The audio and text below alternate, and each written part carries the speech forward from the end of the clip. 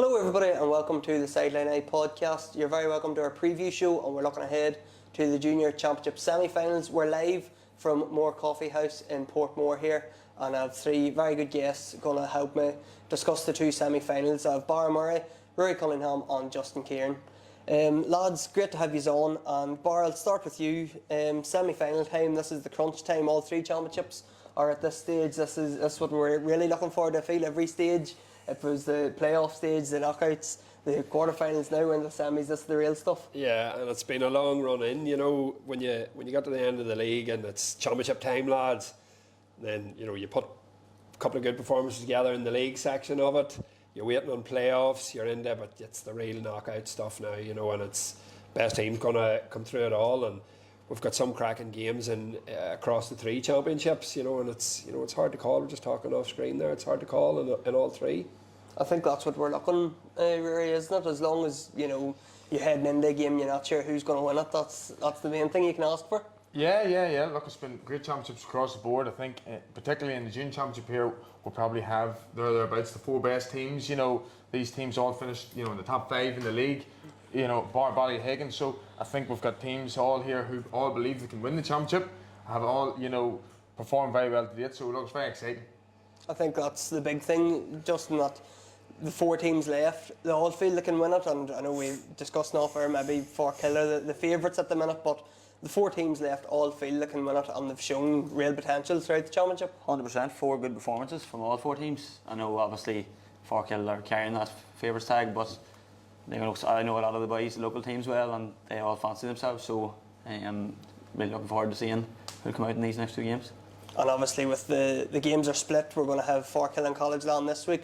Portmore and Middletown isn't until the following week, just due to Middletown's hurling final this week. So Bar, we'll start with Forkhill and College Land this Saturday in the Box Athletic Grounds at 6 p.m. This is live on Armagh TV, and it's certainly two teams that really fancy themselves. Forkhill obviously they'd won the league. College Land coming through, they've a great bunch of players. They've Paul Doyle in charge of them. Two teams that are just probably whoever wins this is going to be the favourite going into the final, so it's a huge game for both. It's massive, and everyone else is looking to see who can be the team to beat Forkhill. They carry their favourites tag for good reason. They've got a superb forward line, we're talking about it. You've got two clinking inside forwards in Cormac Toner and Conal McGill. And at junior level, you mark one of them, you put your best man marker on him, the other boy is given a bit of a run at it. You've got Jamar coming from deep in that, as Jamar can do. You've Stephen Sheridan in the middle commandeering, and you've Owen Donaghy, who for me is a key player for Forkhill. We played them twice in the league this year, and he tries to play like a quarterback. He tries to really coordinate everything that's going in front of him. He's an excellent communicator, and it's if College Land can bring their absolute A game to it. I wish Shane Donnelly was playing on this team, because he's a player that we struggled with this year and last year and most years.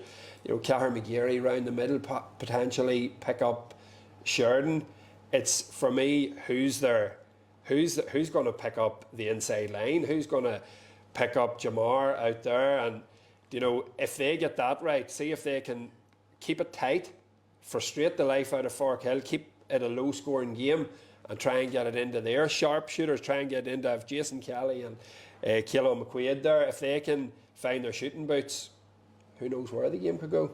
Yeah, a game like this, there's going to be so many question marks thrown up, really, but just a point Barry made about Forkhill being favourites, I think I have it down, they haven't lost a game since the 26th of April, and that was to Portmore in the league. So they went on that real good run in the league, obviously won the league title, they come in favourites to the championship. That can weigh heavily on a team too, that can be a pressurised situation too, that expectation. I don't know, there's even conversations going on about they could give Ulster a rattle. They're not in Ulster yet obviously, and College Land will have a bit to say about that, but there's a pressure maybe with winning the league and having such expectations come the championship. There's a few Portmore men smiling in the background here about that victory there, and they'll tell you their favourites after that. So no, look, it does. I think winning the league can sometimes take a bit of pressure off the team. We last year won the league, and then unfortunately came a cupper against Ballyhagan. I think Forkhill will be very, very keen that they don't want to go up without taking this championship with them. You know, some of these players may or may not get a chance to win a championship again. You know, it's a massive opportunity. But look, College Land have been around this level up and down a long, long time. A very experienced team, some very, very smart players. I've been impressed with College Land this year. They had a poor start to the league, but really after that poor start, College Land really have been one of the form teams for the rest of the year.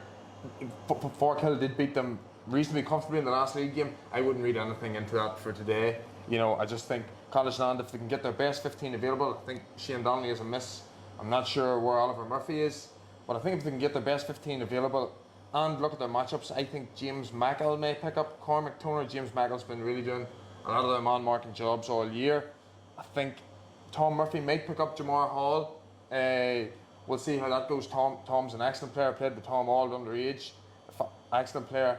And in the middle of the field, the McGee boys there, you know what I mean, is a match for anybody at any level. So look, I actually, whilst people feel Forkhill or Slight, I have a good feeling about College on this one.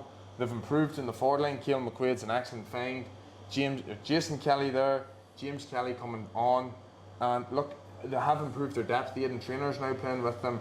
Ryan Fields is there on the bench. You know, I think the College Land is a better squad than they had 2 or 3 years ago, and I think the Paul Doyle has been very, very well organised, and they're coming into this game. They'll be very happy that they're slight favourites.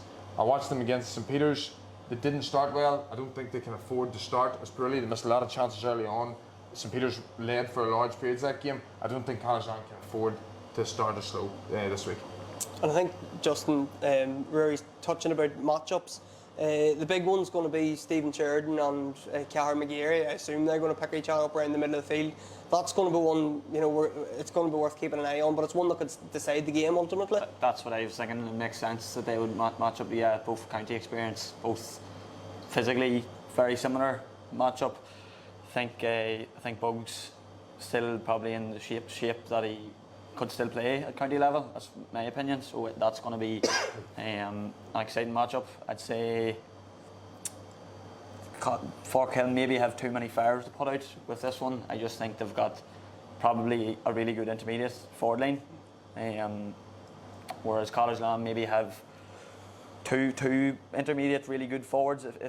Whereas Forkhill, let's say, maybe have 5. So it's going to be interesting. I think what College Land, Forkhill obviously carry the deservingly follow or carry the favourites tags, but I think if College Land can keep it tight going into half time, they went down by 3 against Peter Saggins, probably underestimated them. When you hear the Saggins, a lot of people underestimate teams, but as you've seen with Clonard and Saggins, it doesn't matter.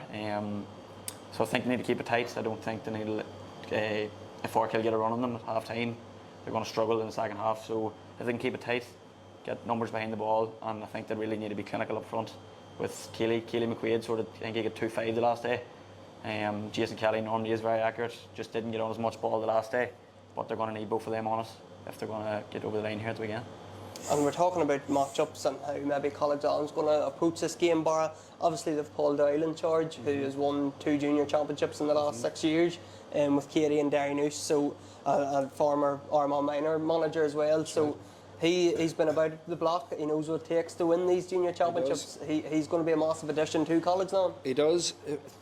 We got very close. The year that Darren Noose won it, we played them in the, I don't know if it was the quarter final, first round of the championship in the athletic grounds, and we did what I was suggesting the College Land could do and try and keep it all as tight as possible and that, and try and frustrate Paul Doyle. I remember him going buckmantle on the sideline, but he just found a way through that game. And you know, the same with Katie, and I would be very surprised if he doesn't, if we're not talking after the game about the way they were set up, and you know, and how close they've come, or how well they did to get over the line. So he's a massive factor in this. You know, a great coach and a good lad. You know, and really the fact that Niall Brady's there as well, won a Club All-Star when they did win the championship in 2019. He's back playing with College Land now. He's a big asset to have, not only on kickouts but coming up the field to hit frees as well. Massive for them, you know, the frees. I think if Paul Doyle makes this the game we think she's going to make it, frees are going to be very important. Look, on Brady is a massive advantage to him. Any time we have played College Land, were trying to get on top of Brady, trying to influence him because he can dictate the game for them and I watched the Lissummon Forkhill game, and I really thought Lissummon got a lot of joy when the ball went long, and they, Forkhill struggled under those kickouts. Forkhill were much better working through the hands, maybe from the back when someone forced them to press. So I'd like to see College Land, really make Forkhill go long, and on their own kickouts, they'll have loads of options. Brady can hit them anywhere, over the top, out short, out in front. The two McGeary boys are unbelievably mobile to take those. So I think Brady's going to have a massive impact on the game. And that's the key men on College Land's side. Justin, the key men obviously for Forkhill, we talked about Cormac Toner and Conan McGill inside. Jamar Hall and Stephen Sheridan are obviously the two standout names usually when we talk about Forkhill. You've shared a changing room with both of them. What are them two boys like? Not just their footballing ability, but their off-field influence, how they are in the changing rooms. Like how big of an impact will they have on Forkhill? Just as a voice in the dressing room, like when Ethan talks in our dressing room, you can tell everyone listens. Some people talk for the sake of it, whereas when Ethan talks, you listen, and that's what you're going to get with Bug. Bug was a big voice in our change room, and our man had a lot of respect. A lot of the boys had respect for him. And then Jamar, you can tell he's probably brought them forwards on. Just probably speaks to the young lad McGill. You can see how much he's progressed.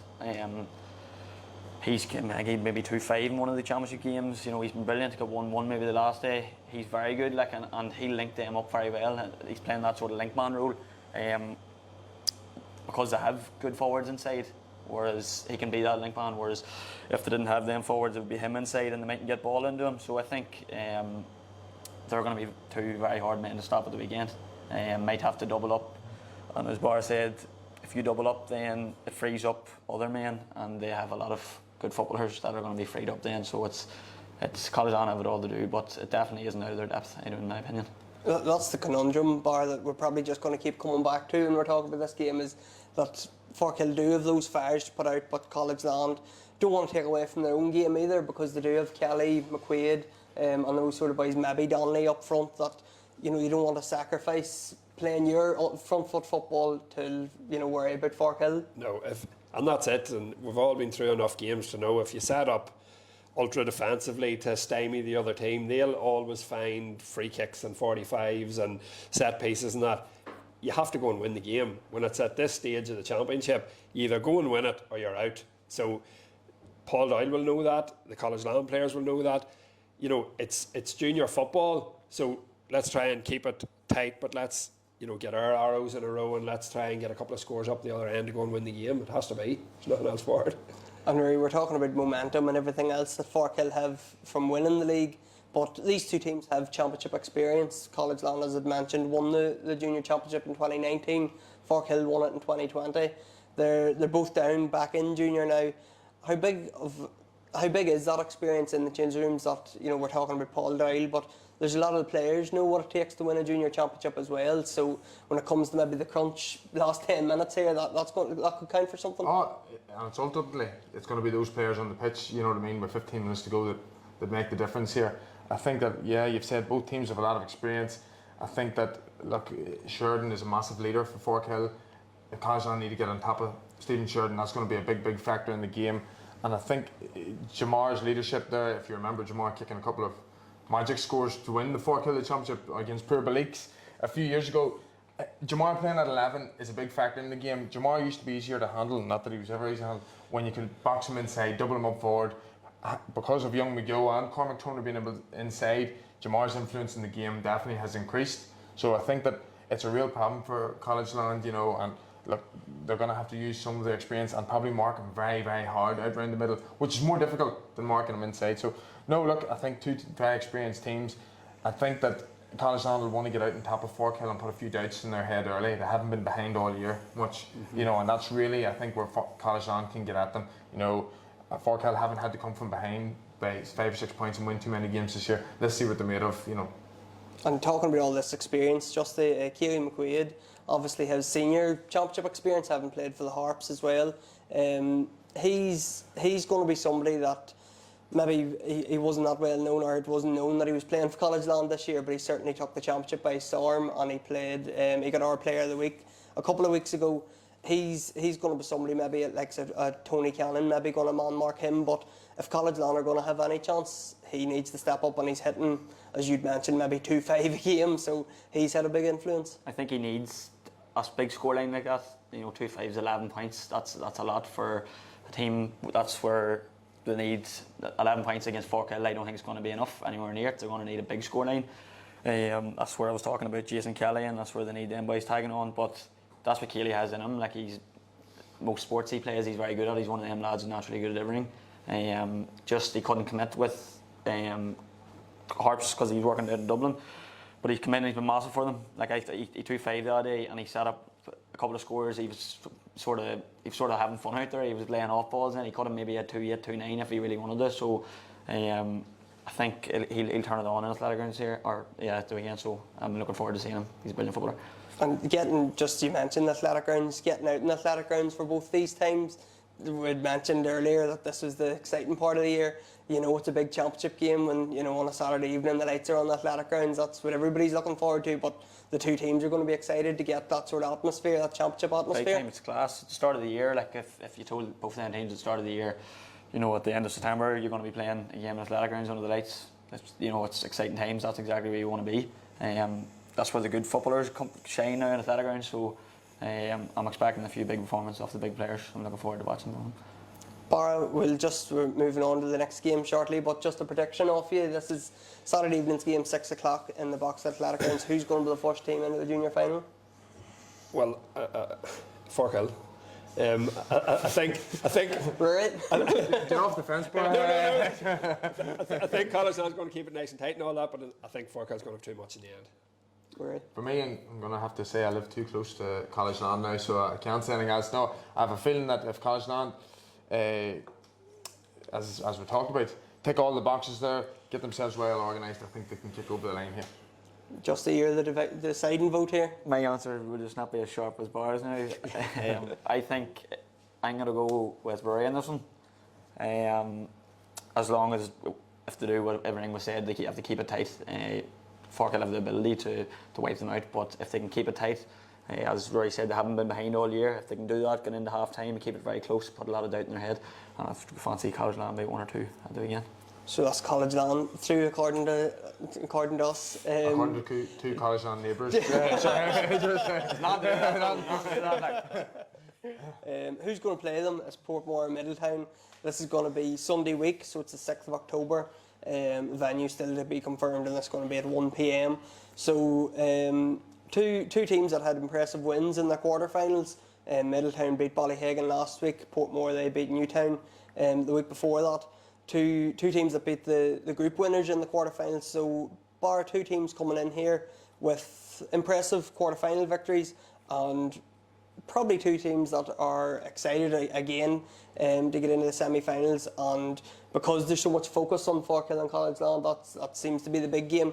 This game's maybe slipping in under the radar a wee bit. Well, possibly, yeah. Two good teams. They're the last two teams that we played this year in the championship. So we had potentially our best game of the season again, Middletown, in the last game of the group stage, to beat them in Middletown, and then come out and we were outplayed and we didn't perform well at all against Portmore. So look, Portmore will go into this semi-final with massive confidence. If they look at the tape of our game again, Middletown, they've got enough in their forward line to cause all sorts of problem to Middletown. Like, we tried.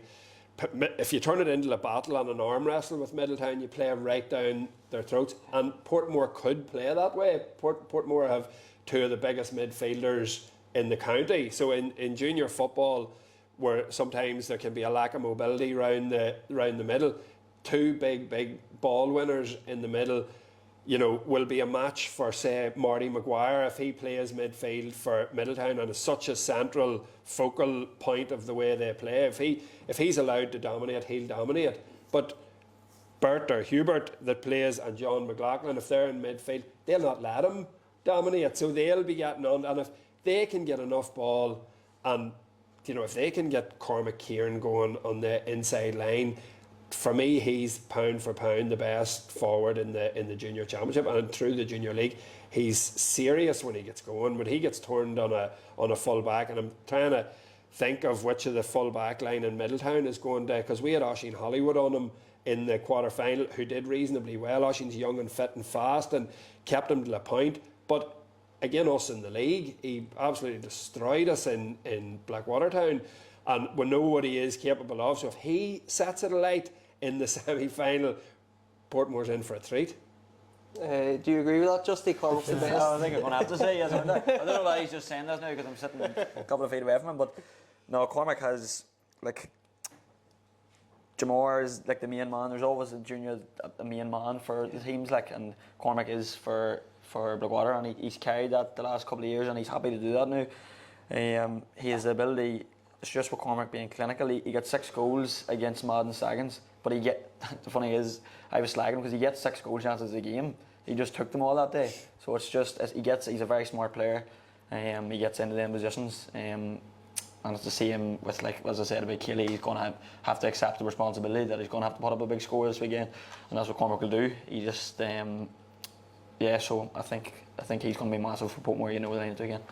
Rory, I think you've marked him before for Clonmore. I think we were talking about matchups. Rory McCann picked up James McCormick last week from Middletown, so I'm guessing maybe he's going to drop into the full back line and possibly pick up Cormac Kieran, but two boys have alluded to him, like he is a major player for Portmore, and when he shines, they usually come out on top. Yeah, look, very good player. I've spent many years, unfortunately, chasing him up and down around the pitch, and maybe just wrestling more times than others. But in fairness to Portmore, the Ryan Gorman there, who's putting up a few good scores. Davy Kern's back playing well. I've even seen Big McLaughlin midfield chipping in with a few scores. So I have been impressed with them. They've a new young goalkeeper there floating up the pitch, I think, if he finds his tee this week. But no, look, I think I actually was very impressed with Portmore. I haven't seen as much of them this year, as unfortunately I'd seen a lot of them for the last few years. But I was impressed with them. Some new players, as I said, young McLaughlin and even Mark Cowan, sort of, and a few players from the bench to come in. On the flip side, though, I've been impressed with Middletown there. A high turnover of players from the Middletown we all knew so well 5 or 6 years ago. A lot of those dual players that have served Middletown for a long, long time, Cathal Carville and those, and Ryan Gaffney, you know, have moved on. But I'm very, very impressed with the young forward line. A lot of pace up front. So look, I think it's going to be an interesting game. I don't think this is going to be a shootout, and I don't think that's going to suit Portmore for it to be a shootout. I think with the forwards that we're going to talk about, boy, we would love it to be a shootout, but it's probably not. Just based on Middletown's performance last weekend, you'd mentioned if you play into their hands if you try to get into a battle with them. They done that with Ballyhagan last week, and ultimately they come out on top. They went long with their kickouts around the middle of the field. They're happy to turn it into that battle. So how do Portmore not play into their hands? How do they play their own game? Well, I think Portmore need to play to their own strengths, and to me, one of their strengths is that middle sector of the field where they're well equipped to win their own kickouts and to challenge for the other team's kickouts. I had down here both 31s in the program, the championship program, at Austin McKenna. He's older than that. I had him as my wild card sort of player for the experience that he brought into the line. But 31 in the Middletown Championship panel is Paul Gaffney, who has come in and is a very versatile player, physical, tall, rangy lad, who can also step into the full back position. So at different times in that game, we tried height into the full forward line to try and, we thought their corner backs were particularly vulnerable, and when he stepped back into it just sort of blocked that up. So they are adaptable, very adaptable, but from Portmore's point of view, play to their strengths, get it going.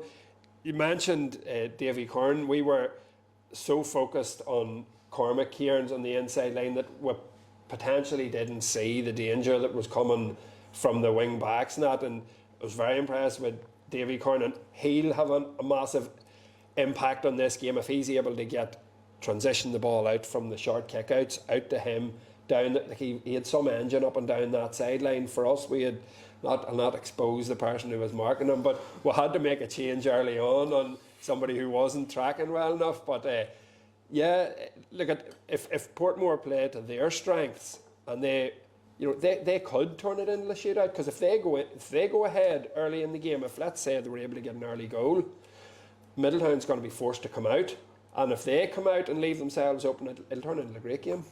I think just on Davy Curran, really, again, reflecting back on the Middletown game last week, Tiernan Nevin picked up Peter McGrain and just followed him everywhere. That's probably the man marking job we're going to see again, because Davy Curran, not only the last day against Newtown, against Thomas Davis too, he had a major impact on the game. Maybe not so much on the scoreboard, but creating plays, as Barra says. So Middletown's going to have to be careful of him, and I suppose we're talking about him, Cormac Kieran, Ryan Gorman there. It's hard at junior level to have 3 or 4 man markers that are going to blot somebody out of a game. Yeah, but it's so important at this stage of the championship that you get your matchups right, you know what I mean? So it's a massive focus there. And in fairness to Davy 4 or 5 years ago, you know, and he hadn't played for a few years, was one of the top forwards in intermediate, you know, football, and had played at a high level. So Davy coming back there is a massive boost for Portmore, you know, and it's taken a bit of the pressure off Cormac. Like as you said, Cormac should have had 2 goals early against Middletown. Yeah. Wasn't as clinical as he was, but Ryan Gorman and Davy had stepped up, you know what I mean, and they were taking those early scores, even when Cormac was missing the chances. So I think Portmore have a lot of options, but on the other side, you know, if you look at Middletown's full forward line and how they break so quickly, you know, when you have, and you can pronounce his name better than me, O'Brien there, and Sean McGuinness and Paddy McBride dropping deep. They have a very, very potent forward line, and how Portmore deals with that is going to have a massive, massive burn on the game. You know, Middletown were able to pick Ballyhagan off on the break very, very well, very early, broke with pace. I don't think Portmore can allow themselves to be exposed like that, because Middletown, and particularly in the first 25 minutes, shot the lights out. You know, everything was going over the bar. Young trainer as well, you know, clipping 3 points from 4. So Middletown have a lot of forward power up there, and I don't think that Portmore, particularly early on this game, can let Middletown get ahead and get ahead of steam up. You know, I think Portmore want to get a bit of confidence in this game, and then, like, I don't know if you're at one of the best championship games last year, Portmore picked off College Land in an epic game.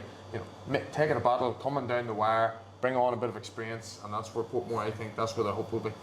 I suppose a stat that was given to me last week, I'll have to credit Bill Gagan, my co-commentator on Armagh TV last week. He pointed out that Middletown had the best defensive record in Division 3A, and I know you were at that game last week against Ballyhagan, so we've probably seen that. Rory mentioned about Paddy McBride, he's the number 15, but he's dropping back in as a +1 role, and we've seen that the turnovers, the blocks that Middletown put in that day, we've seen why they were the best defensive team in the league. 100%. I was very impressed with them. You never really know what you're going to get with Middletown. There's always that narrative, will they have the hurlers out, you know, but they'll seem to have the full team out. Defensively, they were very good as a unit, and you can tell Paul Gaffney has the gym right beside them, because they're all very, very athletic, very fit. I've seen in the last 5 minutes they made a run up by the stand side, and there was about 5 or 6 runners making that 80-90 metre run, and that you need to be fit and strong to be doing that. Young Lynch, I think he was on the radar. He's only in this year. He was very good. He was brilliant. They're not so much a kicking team. That they were running, and they were getting the ball to McBride, and he was making a tick then with Sean Ogo inside. I think that if they did very well on McCormack at times. Yeah. Like you have a player like McCormack, you're going to accept that you're going to concede maybe 3, 4, 5 points or whatever. I know he set up the goal, but they got around him very well. But if they do that to Cormac, then it frees up the young lads. Like there's Finn in there, who's begging to have to give him a mention there. Young Jude Lavery has unbelievable talent. Like he's just very, very laid back lad. So he just needs to understand how good he actually is. He can light a game up on his own if he really gets that in his head and understands that. So it's not just Cormac. Like I mean, Davy's like a fine wine. He was brilliant there when I seen him the last day. It's just with Blackwater. There's 3 or 4 good kick passers, and it should be them that should be the kickers. A lot of boys should know their sort of role in the team, and it should be getting Davy on the ball, getting Peter Nixon on the ball. You know, getting them boys to get the ball in. John McLaughlin is one of the best fielders, like not in junior in the county, and like he was up against Fork Hill in the league, and he was beside Stephen Sheridan, who's not 5'6", like, and they'd put 2 men on him, and he was still catching ball above him. Yeah. He's going to be massive for them in retaining possession. I think he's 6'9" or something. He lives across the road from me. He's absolutely huge. He probably doesn't have to jump for the ball really, but it's going to be massive for them. That's going to be huge for them if he can keep possession for them, and I'm looking forward to it. I think McLaughlin used a bit of trouble with McLaughlin, Barra, in the fact that it's very hard to keep the ball away from him. He's that big. Yeah, and we had been to see Portmore playing the previous day, and some of them big fellas weren't playing out round the middle, and we had planned for other midfielders, let's just say, and we could see in the warm-up these Land of the Giants running about, and we're going, what's going on here? But I couldn't agree more with two very, very valuable players for Portmore, and will be key in this year. Just wanted to mention that Fanon O'Brien, and I hadn't mentioned him until it was said there, but like, he's a good talent. So he can play at 14, and if it's not working well from running out the way with it, he's very, very good at 10. Getting on the second ball and running. He's athletic and he's got good feet. He can really make them tick if he's given a bit of space. So he'll take a watching. Him and Sean McGuinness are the two main men up in that forward line, and Johnny Traynor as well, as you'd mentioned, kicked 3 points in a row against Ballyhagan. So there is firepower in that Middletown attack that when they're on the ball, any of them boys can take a shot on. Yeah, look, as I said, I was impressed with them. It's a new Middletown forward line, really. It's only come out over this last couple of years. I do think, though, that there's a lot of dual players in that Middletown team, and it's going to be a big factor for them, and how they get through the hurling final this weekend. We'll have a burn in that game, fortunately, we don't have a hurling problem in Clonmore, so with the small panel of lads that they have, Middletown don't have they don't have 50 players there. It's the same panel of players that are going out week on week. We're in the hurling championship, the football championship next week. So, in fairness to them, they did look in incredible shape. I thought that myself. They were very, very fit. But I do think that the hurling final, and they'll be hoping that a lot of those key players can come through that hurling final without any knocks, because that could have a big burn in the game. 1 or 2 of those key forwards are missing, and I would say it's advantage to Portmore. It's very difficult for them, Justy, isn't it? Because that's a major factor coming in here, that a lot of the boys that we have mentioned, Sean McGuinness, Tiernan Neville, Paul Gaffney, they're all playing on Sunday in a county final, and then win, lose or draw, they're out next Sunday again in a football semi-final. So it's very difficult for them, while Portmore can sort of relax and do everything in training, do whatever else. All the Middletown's focus this week is on the hurling game. And suddenly on Monday it switched to a football game then, and that's been the way it's been for 6 or 7 weeks. So it is difficult for them dual players. It is hard, and hurling's very hard hitting. Like them boys is going to take a Tuesday night session. They mightn't even, if they're training on Tuesday, they mightn't even be fit to take part in it, and depends how many of them's in long Nancy's on the Sunday evening, they'll stay wide in that. So that's the recovery is going to be massive there. It's definitely an advantage to Blackwater that they have that game Sunday, because you have to, in such high stake games like that, you have to sort of assume that there's going to be 2 or 3 boys that's going to take knocks here. That's just, when we were playing games for Armagh and stuff, like, you're going to accept that in championship semi-finals or whatever, there's going to be 2 or 3 boys that's going to be pulled up here, and that's just the same, especially if there's going to be the final this weekend. So they would be very lucky to get through this game. But tonight, it's obviously, you don't know what's going to happen in that match, but it's just how quickly they can switch their focus on Monday back to this game the weekend, because they have to remember this is semi-final, like they have a chance to get into another final here at the weekend, so it'll be interesting to see.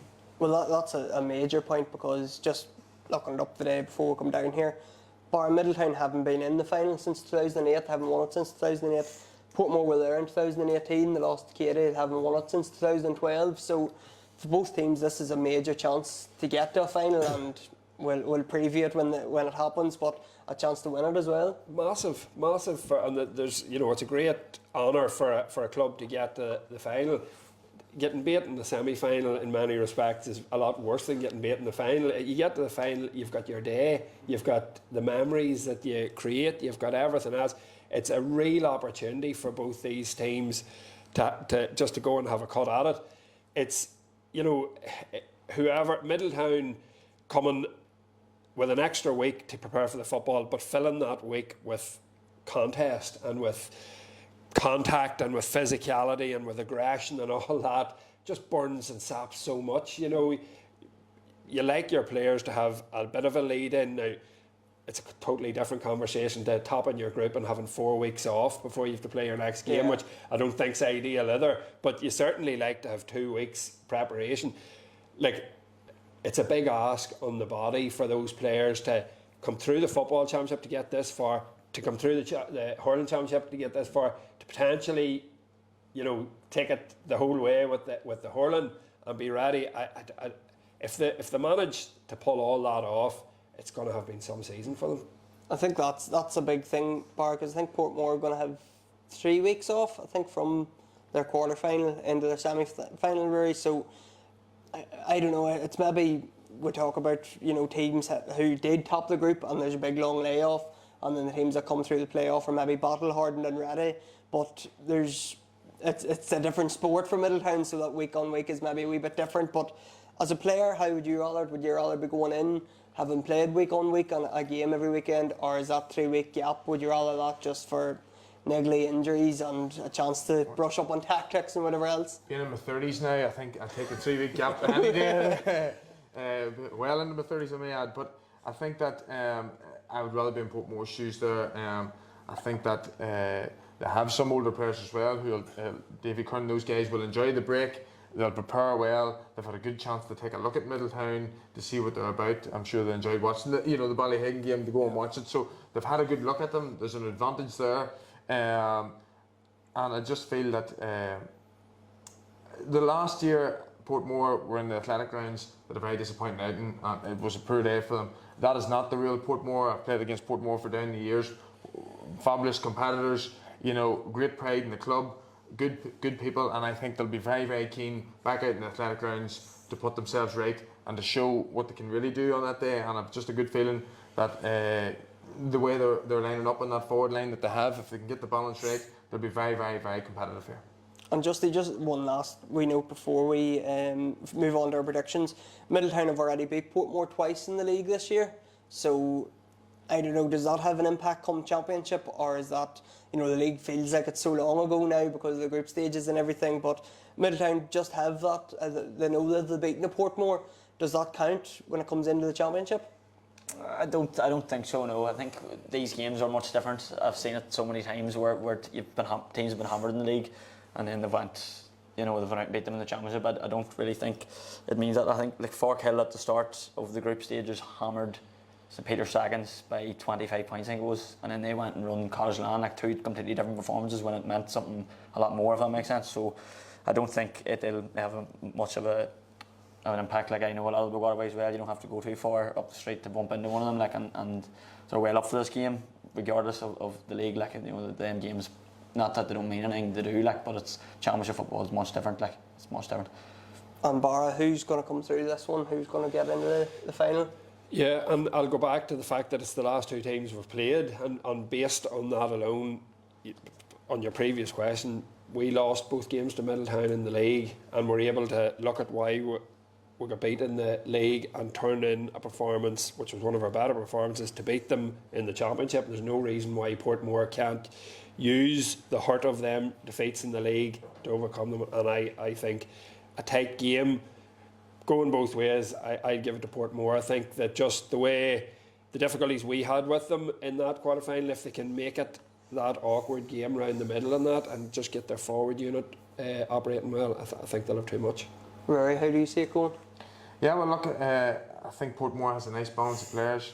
I think experience, or Fintan Daly, I didn't mention Fintan Daly and those players up the middle, a good balance of experience and youth now, the younger lads coming up down the wing. I just think the time's coming right for Portmore. I think the hurling is a big factor for Middletown, and my mother's also from Portmore, so I have to say Portmore.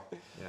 Justy, you live in Portmore. You have your gym up above the coffee house here, everyday performance. So I can take a guess of what way you're going to go here. I'm going to go for Middletown this one. No, I'm going to say Bigwater because I'm not getting into the house here when I go up. No, I do. I know the Bigwater boys very well. I'll be friendly with a lot of them, and I know they're well up for this game, and it's definitely definitely in their reach. They can definitely do this, and I'm getting that vibe off them. And they've definitely the footballers there to do this. No, not that Middletown are a good side. I just think Bigwater are very hungry for this, and I think they're going to get over the line. And we've got a College Land Bigwater final. So according to our predictions, College Land Portmore we'll be back in 2 weeks for a hell of a junior championship final if things go the way our panel has predicted. But thanks everybody for tuning in. Thanks to Barra Murray and Justy for giving us their thoughts. Thanks to Austin for hosting us here in Mor Coffee House in Portmore, and thanks to the few who come in to watch our preview show as well. We're looking forward to the 2 games. Of course, Forkhill and College Land is this weekend. Portmore and Middletown is next weekend, and both will be live on Armagh TV. So we'll be right across it as always with our previews, match reports, podcasts, and top scores and team of the week as well. So keep an eye on all our social media pages and make sure to follow us, the Sideline Eye, on Twitter, Facebook and Instagram. So thanks everybody for tuning in, and we'll be back next week with another preview show looking ahead to the Senior Championship semi-finals.